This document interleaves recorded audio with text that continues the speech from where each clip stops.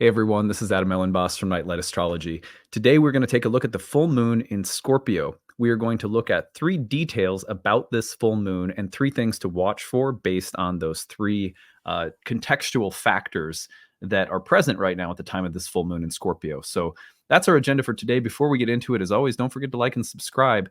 Share your comments and reflections. Would love to hear from you guys. If you have a good story to share right now, it's a great time. We've had a lot of astrological transits in the past couple of weeks that have probably produced some really good stories in your lives. So use the hashtag grabbed, name the transit, and tell us your story in the comments section, or email us the story grabbed@nightlightastrology.com.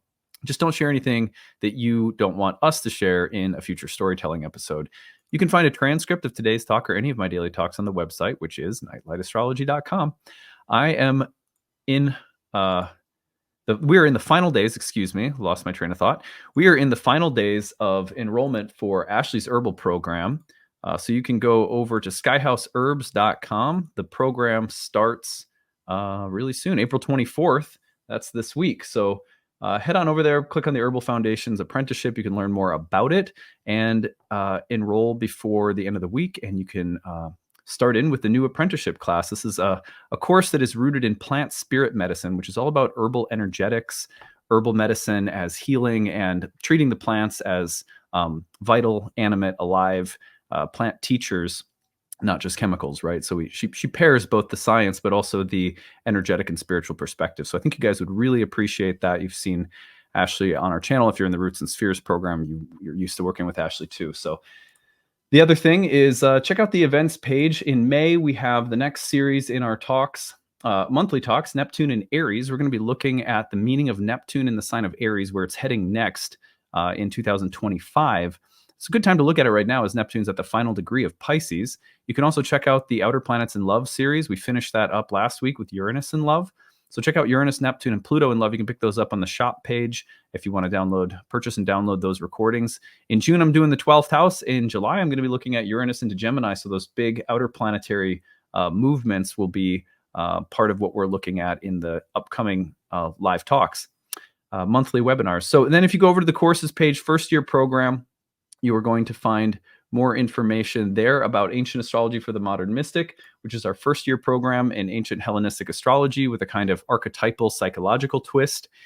That is starting on June 16th. And at the end of today's talk, if you stick around, you'll hear me talk more about the program in depth and tell you all about it.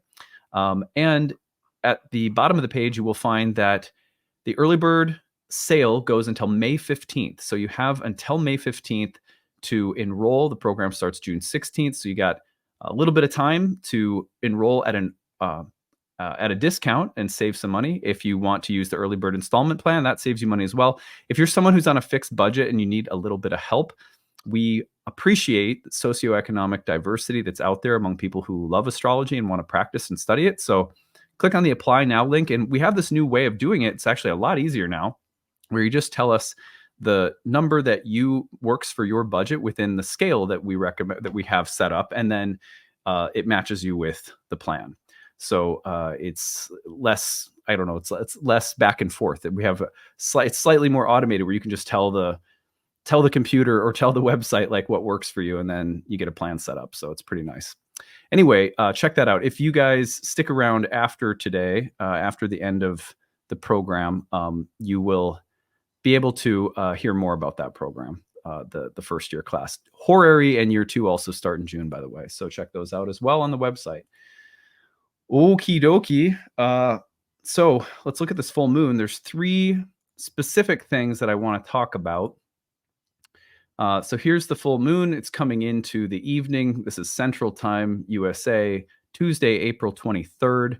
You'll be feeling this if we push it out just a little bit, all the way until the moon leaves Scorpio Thursday, April 25th in the evening. So, I always give it the duration of the whole sign that it's in, at least. But you'll really feel it coming on tomorrow, or today, and into tomorrow. So there are 3 things about this full moon in Scorpio that I want us to consider. Number 1 is that this full moon is the culmination of eclipse season. The new moon began with a solar eclipse in Aries. So the full moon of an eclipse is always a big deal. And it's easy to forget because we're programmed to think, oh my God, it's the eclipse. And we all, there were a lot of very powerful events around the eclipse, no doubt. A lot of people, this one in particular, actually went out and viewed it. So we tend to think of it as a singular event. But it's important to remember, and if you watched yesterday's video, I was kind of alluding to this as well in how we would cover this topic today.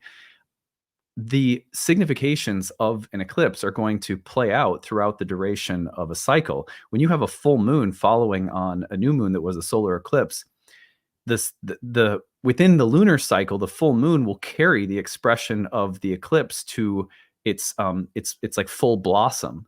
So you think of it, I mentioned the appearance of the cherry blossoms in DC in yesterday's video. There's a window within which every year the cherry blossoms sort of appear, but they don't just appear in 1 second or 1 moment. They're there for like several days. So similarly with eclipses, first of all, they have long shelf lives. Their effects spread out over time. Like, you throw a stone into the water, you think of the ripples spreading out, or hitting a gong and the sound waves, rolling out. So eclipses are like that. But then within the actual eclipse cycle, the new moon solar eclipse will always be amplified and sort of brought to its fullness around the time of the subsequent full moon. So it is important that we think about this full moon as continuing to bring about the effects and results of the eclipse. That means that events and themes should be connected to the themes and topics that we've seen in the past couple of weeks since the solar eclipse, which was back on April 8th. Okay, so, but there's more to say about this because this is a full moon that is in its fall, the sign of its depression or fall, and it is in Mars's sign. The second thing we're going to mention is that it is in Mars's sign of Scorpio, and it is in the bound of Mars. So if we look carefully, and where my pen is gone, my pen, here we go. Okay.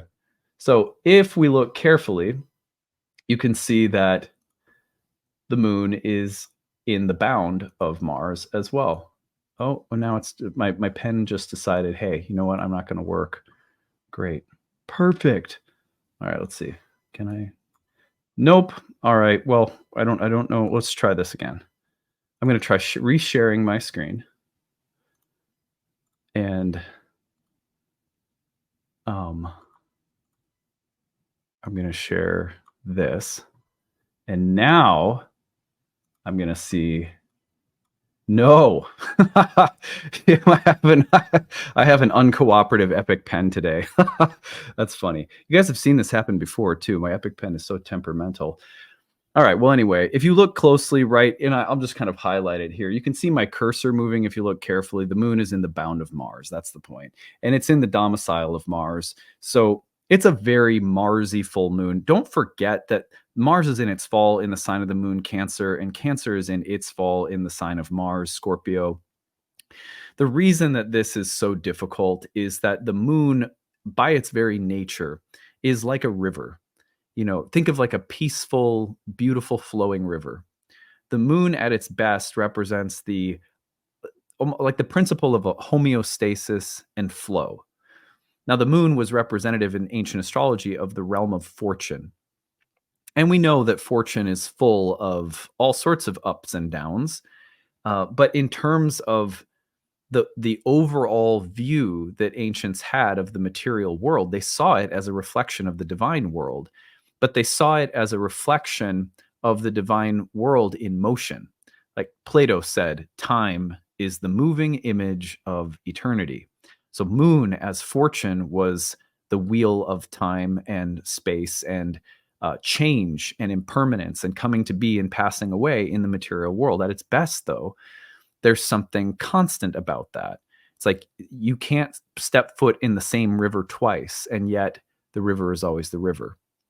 So the moon at its best, you think Taurus, you think Cancer, wherever the moon is well dignified, you get this feeling of safety, security, flow, it's not surprising that moon is exalted in Venus's sign where there's harmony.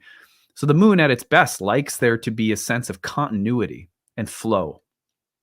one of the things that makes it difficult for moon in Scorpio is that it's more like the sudden, and I mean, this is kind of extreme because it's not always, there are much less extreme examples, but let's just say someone has to be taken to the emergency room. Maybe they're like appendix bursts or something, something terrible. It's like a sudden interruption. But I try to choose an example where, like, I don't think for the most part, people, when their appendix is about to rupture or whatever, like I think a lot of people make it through, right? So, oh, it's an ER visit that doesn't end in death. But so you have something like that is, we would call unfortunate, right? Because it happens sort of suddenly. It's frustrating, it's difficult, it's painful, it's scary. It requires immediate, swift attention, or else something difficult could happen. So the moon in Scorpio has that kind of feeling because when you place the moon in the sign, the watery sign of Mars, in a sense, you're talking about things that can thwart, threaten, oppress, afflict that state of fortune, which in its ideal sense, what do we all seek in the world? We seek good fortune. What does that mean? It means some degree of happiness, abundance, safety, peace, security, and happiness. Some people equate that with power and control, but you get what I mean. So when you place the moon in Mars's sign, it can get a little bit tumultuous. And then when you place it in the bound and domicile of Mars, a place where it's already debilitated, that's when you get this feeling that, okay, this full moon could be like punctuated by difficult or rather intense emotional experiences, or things that come up that just they throw a wrench into the wheel somehow, and it somehow makes the circumstances arise that are difficult or that feel threatening. At the very least, threatening. And this could be something as simple as, like, I was trying to get work done today and my kid's homesick from school. Okay, it can be very mundane.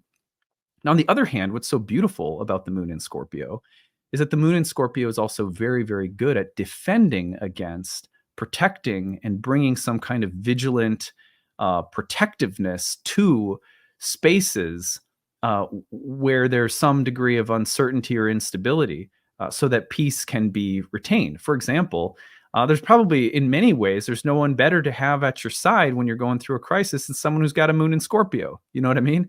Or like, if you think about who do you want in the ER when you go there, you want a Scorpio. You want someone who has been able to locate some degree of stability, and there's a sense of being protected and stable amidst or in the midst of something that's more turbulent, difficult, confrontational, circumstantially intense, right?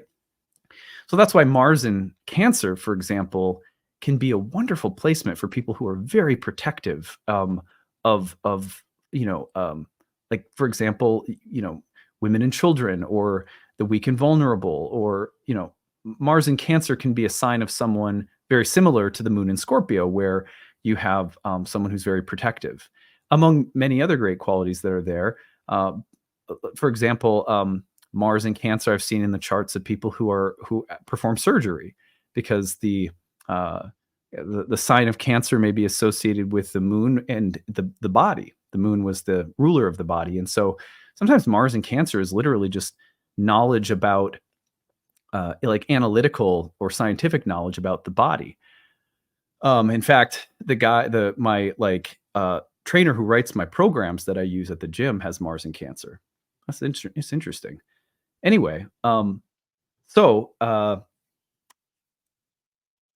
point of all of this, first 2 points really, was that we have the culminating of eclipse season, and we have it from a fallen moon in the bound and domicile of Mars. Remember that new moon, that solar eclipse in Aries, like, we're starting something new, but it is born of conflict almost immediately, because we had the ruler Mars conjoining Saturn, right? And so this has been a turbulent cycle where there's revolution on the horizon. We've got Jupiter Uranus coming off from an Aries solar eclipse. So it's a season of revolution, but it is born of some conflicts and some twists and turns of fortune, maybe some resistance to change that has been difficult, clashes of values, differences or disagreements that have had to be worked through, um, frustrations and roadblocks, obstacles, you know, we've had to deal with and maybe even develop a more mature Mars, will, force, anger, looking at those qualities. It's really interesting. And this has been somehow all of it in service of the Jupiter Uranus dynamic as well. This idea of a radical breakthrough that is ultimately devoted to Venus, to peace, ease, security, wealth, or luxury, enjoyment, and pleasure. And now we have the culminating of this process. We've just had Jupiter and Uranus conjoin. But don't forget, I mean, this is so important. Let's put this back up on the screen. And I will fail to use the Epic pen again. Yep, just says nope. I'm going to try something else. I'm going to try one more thing. All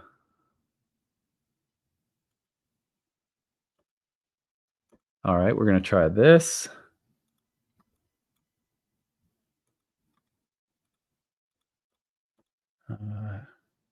Yes, it's not letting me draw anywhere with it. Oh, well. All right, so sorry for that. Look at how closely Jupiter and Uranus are separating right now.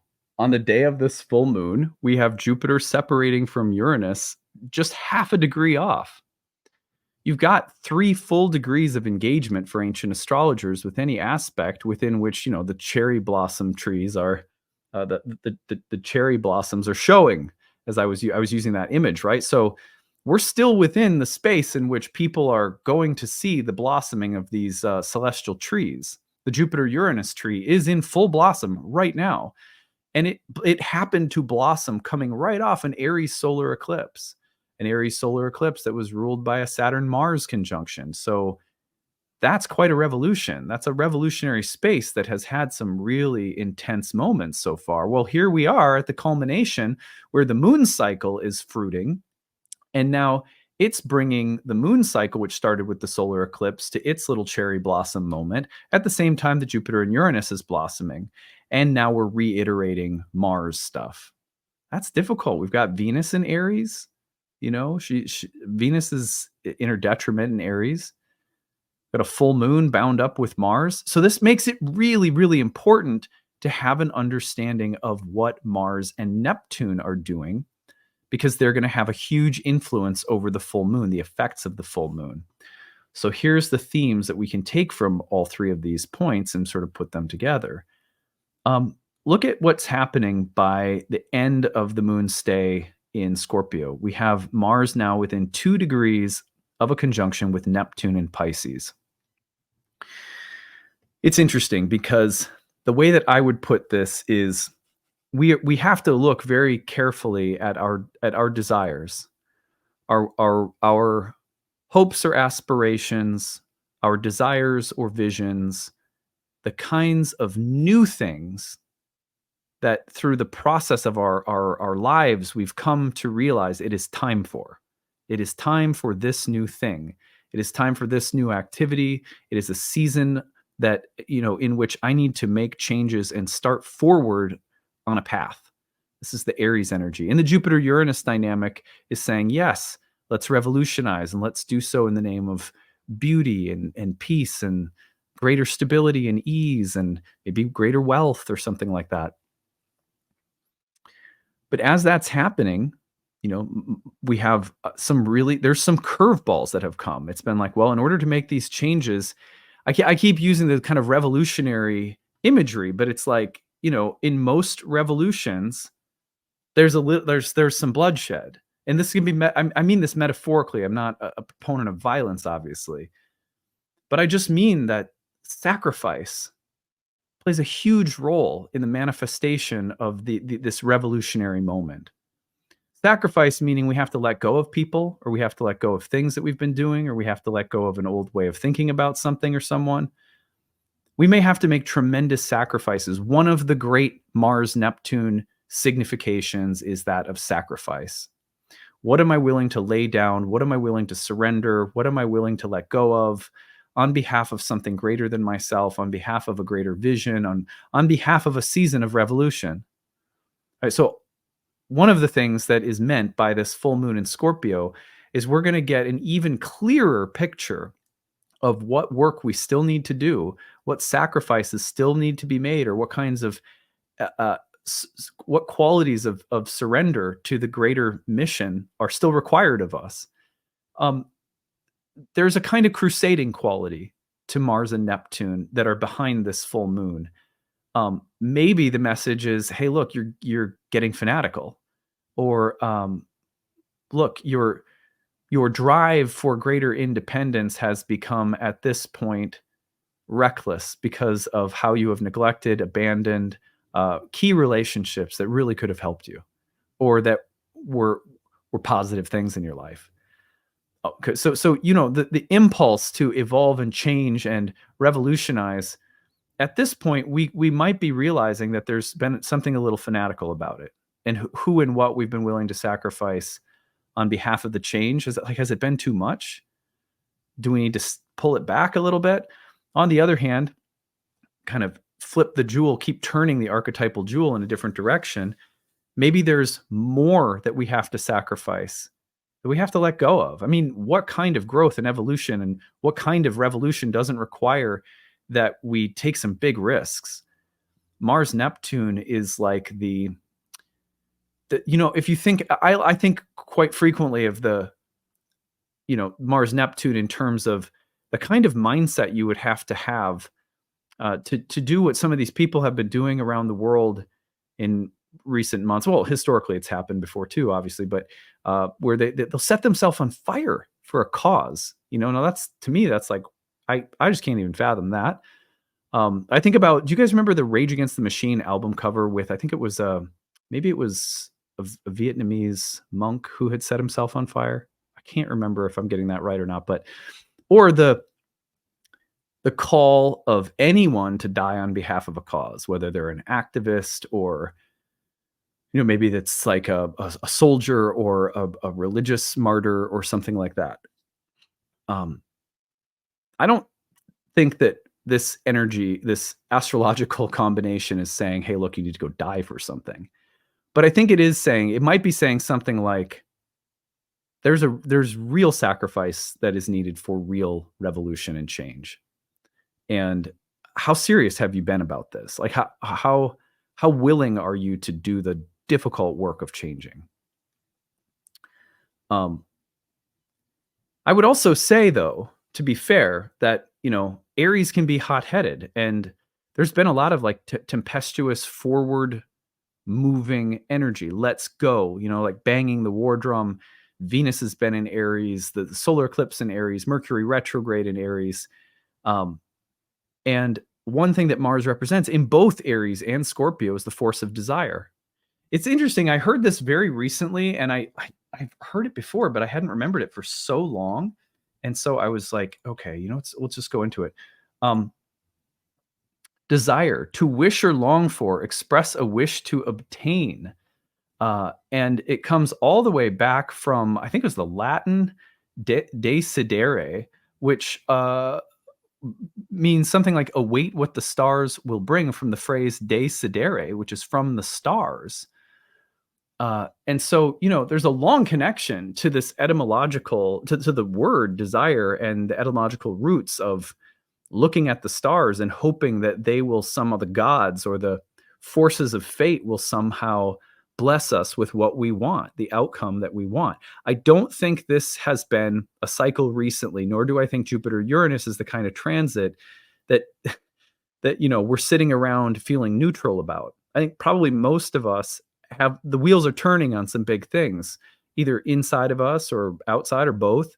It's like, there's some things that I want, there's some things that I need, there's some things that I desire, and I'm wondering if the forces around me will conspire to help make it happen. I suspect that for many of us, it has not been exactly easy to move forward with some of the things we've been wanting to. Again, think about it from, it's like the solar eclipse in Aries. There's a strong impulse to act, to do, to start, based on what? A desire. And then And then we have immediately Mars hitting Saturn. There's an impediment, there's a block, there's a frustration, there's a hitch in the giddy up, you know? Now we have a full moon in Scorpio. And now Mars is hitting Neptune. We may have to sacrifice something of what we wanted. We may not be able to get it. We may have to revise or rethink or reconsider, have some kind of an attitude of compromise or renegotiation, recognizing that there are some things that are bigger than our desires that we have to sacrifice or compromise on. Or maybe again, Mars Neptune could be like, how far are you willing to go? What kind of sacrifices are you willing to make so that you can really change, like deeply change? So it's interesting to look at this. We could easily be working, crusading, sacrificing on behalf of our desires, or we could find ourselves deceived by our wishes and desires such that we're crusading and making sacrifices on behalf of something that's empty, that's hollow, that's vain, that's superficial. Um, we could be trying to create a revolution, but we're deceived by the strength of our desires for the revolution are creating some degree of illusion, and that's where the kind of fanaticism can creep in. So anyway, I'll leave it there. These are some of the themes that I see from these important things to watch for. Culmination of the eclipse season in Jupiter-Uranus, fact that Mars and Neptune is toning this full moon, and given the significations of the dignity of the moon in Scorpio in general and the moon-Mars relationship.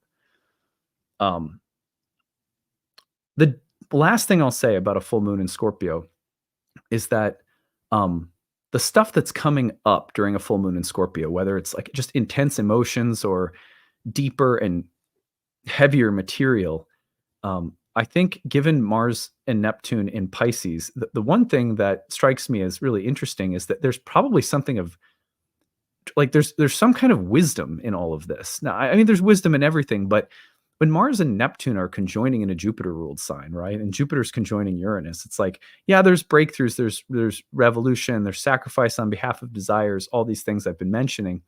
But I wonder if there isn't also the coming together of some body of wisdom or some kind of understanding that we're reaching.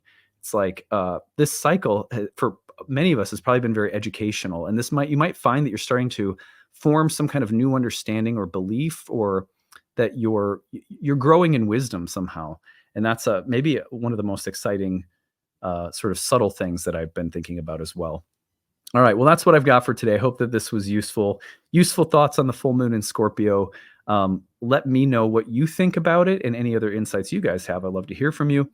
As you guys know, my new course is coming up on June 16th, Ancient Astrology for the Modern Mystic, my first-year program, first-year course in Hellenistic astrology, studying astrology in depth, the tapestry of ancient Hermetic philosophy and spirituality, and learning to read charts in depth, understanding where this language comes from is truly life-changing.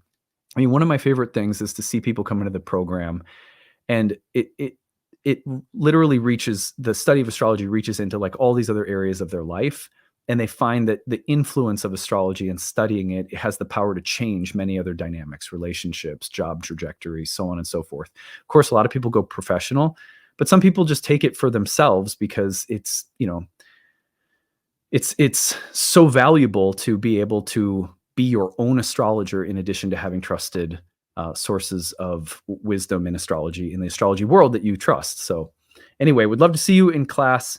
Check out the talk that I do right after I sign off, where I go in depth about what the program includes. Don't forget that we have need-based tuition, and just reach out if you have any questions. It's info@nightlightastrology.com. All right, you guys take it easy and have a great full moon today. Bye.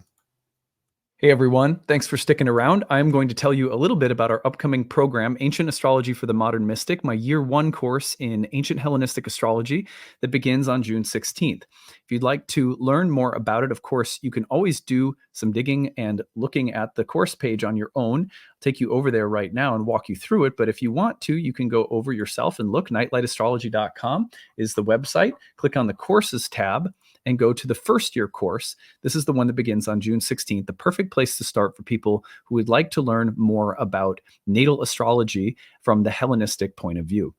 So, this is a 1 year course in Hellenistic astrology, which is the oldest form of astrology, and it is the form from which all subsequent forms of astrology come from. It shares a lot in its roots with ancient Indian astrology.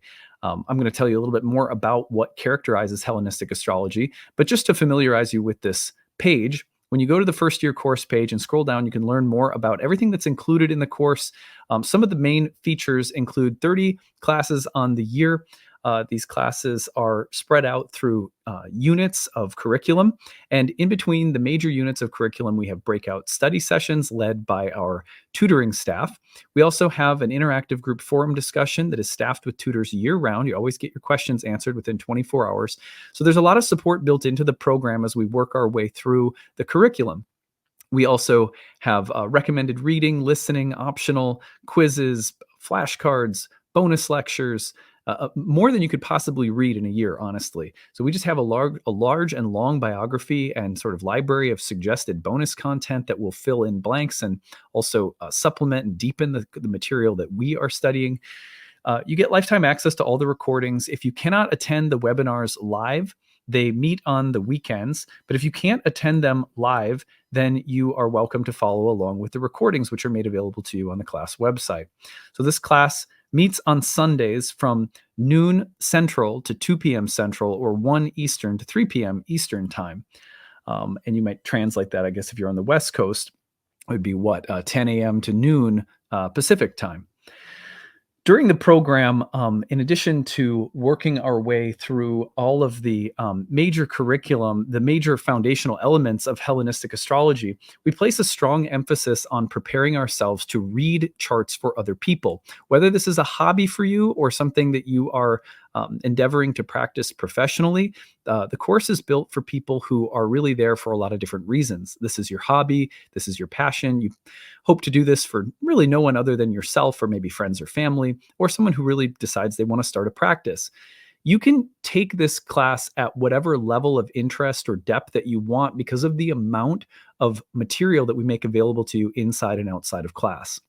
You always have access to the program too, so you can always take it at your own pace. You can attend live, follow along with the recordings, some combination of both. And then the breakout study sessions are really helpful in addition to our interactive group forum discussion. You can always ask us questions. You can email me anytime with questions.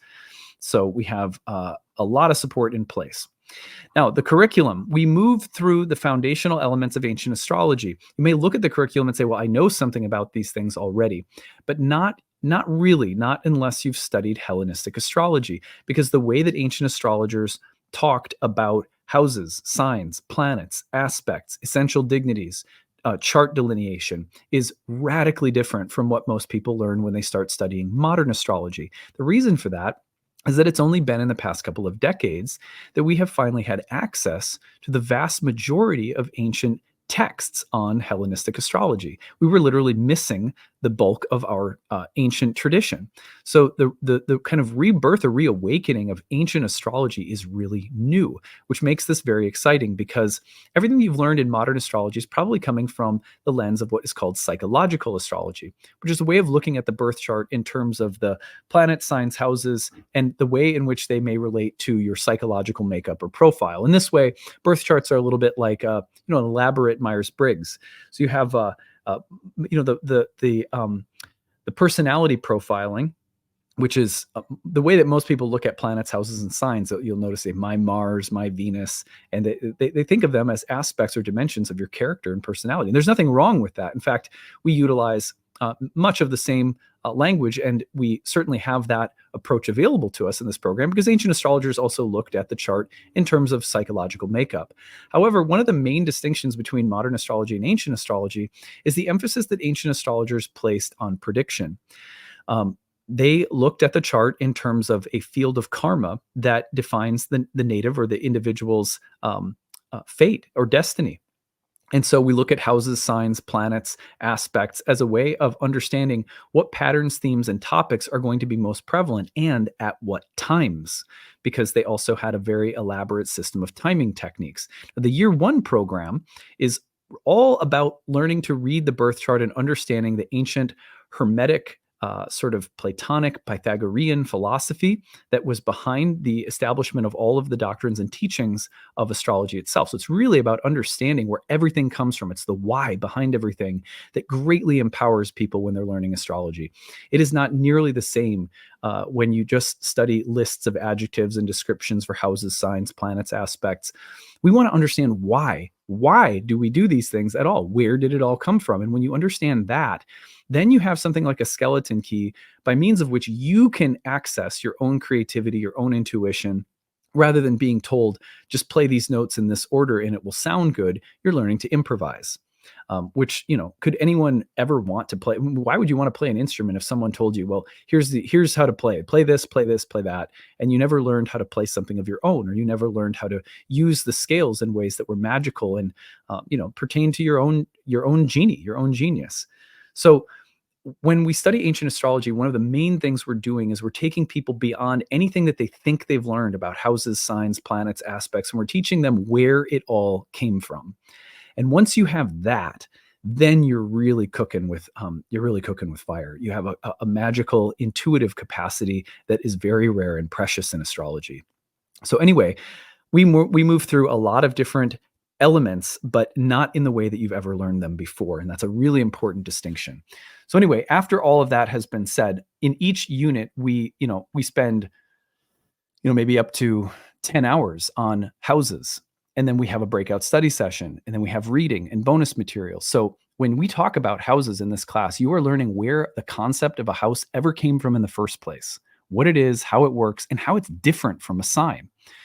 You're also going to unlearn and break a lot of bad habits, because not by any intentional ignorance, but modern astrology, being bereft of its ancient textual tradition, has been teaching a lot of things that are just not in line with where the actual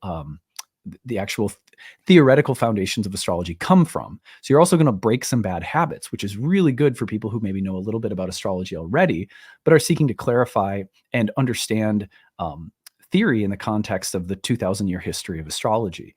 So anyway, this class is going to prepare you to read birth charts for other people. But then by the end, one of the great things about the program is that the way we do that is not just by pumping you full of theory and history and philosophy. We are also, in the last portion of the program, inviting live clients into the class. And that's great, because when we have live clients come in, you're going to see me read from them using the theory and techniques that we've been studying. And you're going to see how they can be applied artfully, as well as, giving you some tools and methods and techniques to use to set you up for success. Seeing live astrology practice while studying it is the best way to learn. So the last portion of the program, we turn toward that hands-on approach. Anyway, so that's a bit about the program. If you have any questions you want to ask, email us, info@nightlightastrology.com. We're happy to answer any questions you have whatsoever. I also want to point people to the payment options at the bottom. Early bird payment saves you $500 off. That is a great way to save. The payment plan is breaking the tuition into 12 monthly installments. If that works better for you, no worries, you can do that. And then need-based tuition. We, for many, many years now, dating back to 2010 when I started teaching astrology, I've always had some kind of sliding scale option available for people when studying astrology. Sacred science like this should be accessible to people of all different socioeconomic backgrounds. So we pride ourselves on making sure that there is tuition assistance available, so that if your budget doesn't match with the payment price that we ask for, and that's an honest assessment that we trust you to make, that you can take advantage of the tuition assistance and set your price within a sliding scale that we provide for your monthly tuition for 12 months through the program. So please feel free to apply for that if it makes sense to you. We don't want people hurting themselves or overextending themselves. A price that fits your budget is available through the need-based tuition. We just ask that you apply early, because we do fill up sometimes. So anyway, that is it. I hope that you will consider studying with us, and thanks for taking time to learn more about the program. See you later.